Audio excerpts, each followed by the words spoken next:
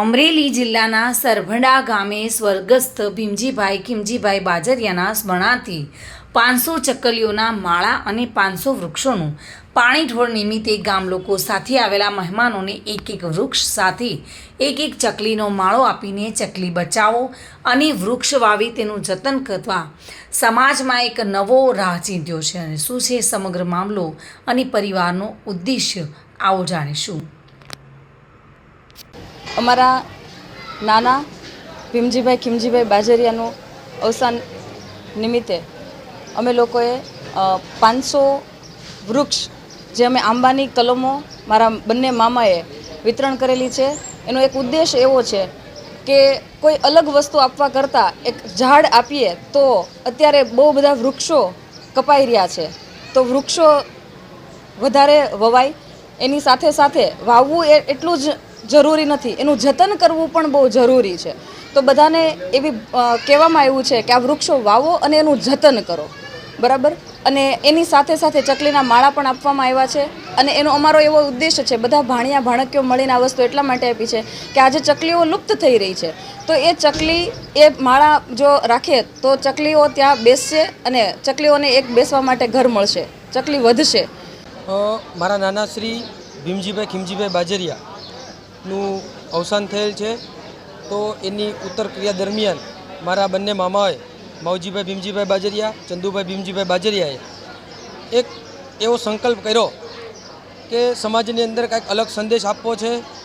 સમાજની અંદર કુરિવાજો છે તો એને આપણે નાબૂદ કરવા છે કે વૃક્ષારોપણ અને ચકલીના માળા. વૃક્ષારોપણ એવી વસ્તુ છે કે નાનો વર્ગ, મધ્યમ વર્ગ, અમીર વર્ગ સૌ કોઈ કરી શકે છે. અને અમીર વર્ગની સાથે નાનો વર્ગ જો અમુક જે ઘરેણાં છે, અમુક જે વાસણોના કુરિવાજો છે એ વસ્તુ આપવા જાય તો મુશ્કેલીમાં મુકાઈ જાય. હું અત્યારે હાલ નિકોલની અંદર રહું છું, અમદાવાદમાં. તો મેં ત્યાં મારા દાદા પાછળ મેં પણ એવો સંકલ્પ કર્યો કે 3000 વૃક્ષ મેં ત્યાં નિકોલની અંદર વાવ્યા છે. અને મારું હેતુ એવો છે કે ખાલી વૃક્ષ વાવવાથી એનું જતન નથી થતું. મેં અમારી પૂરી ટીમે 1 વર્ષ સુધી એવું નક્કી કર્યું છે કે એને પૂરેપૂરું ખાતર, પાણી અને ઉનાળાની અંદર ટેન્કરોની જરૂર પડે તો ટેન્કરોથી પણ પાણી પાવાનું 1 વર્ષ વૃક્ષોનું જતન અમારે કરવાનું છે. અહીંયા પૂર્વ સરપંચ અને અનેક સંસ્થાઓમાં અગ્રણી તરીકે કામગીરી કરું છું.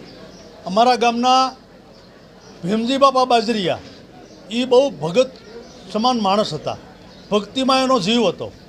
એના સંતાનો આજે તમને કહું કે એની જે સેવા કરી એ સેવા ગામમાં કોઈ ઓછા માણસો કરી ગયા એવી સેવા કરી અને ભીમજી બાપા સ્વર્ગસ્થ થયા ત્યારથી તમને કહું કે એણે આ એક નેમ કરી કે મારે વૃક્ષારોપણના ભાગરૂપે આંબાની 500 કલમ આપવી છે, ચકલીના માળા આપવાના છે, ગણેશની મૂર્તિઓ આપવાની છે. ગામમાં જે કાંઈ રોજ સાંજ પડે એટલે કાયમ માટે એક ભજન કે ગમે એ કાર્યક્રમ રાખી અને ભગવાનને યાદ કરી અને કાયમ માટે ગામને પ્રેરણા મળે એવી કામગીરી કાયમ માટે આ ભાઈઓ કરતા રહ્યા છે. આજ રોજ આ બાજરિયા પરિવારમાં જે ભીમજી બાપા બાજરિયા એક ખૂબ ધાર્મિક પુરુષ હતા, તેનો સ્વર્ગવાસ થવાથી એમનો પરિવાર, એમના દીકરાઓ માવજીભાઈ અને ચંદુભાઈએ જે લોકોને પ્રેરણા મળે એવું કાર્ય ગોઠવું છે. છેક એમના અવસાનથી પાણીઢોળ સુધી દરેક લોકોને જે અહીંયા એના મોઢે આવે એને જેમા વગર ન જવા દેવું, ગાયોના ઘાસચારા માટે, ગૌશાળા ચલાવવા માટે બહુ મોટું દાન પુણ્ય એમની બહેનોએ, જમાઈઓએ બધાએ પણ અહીંયા ગૌશાળામાં દાન કર્યું છે.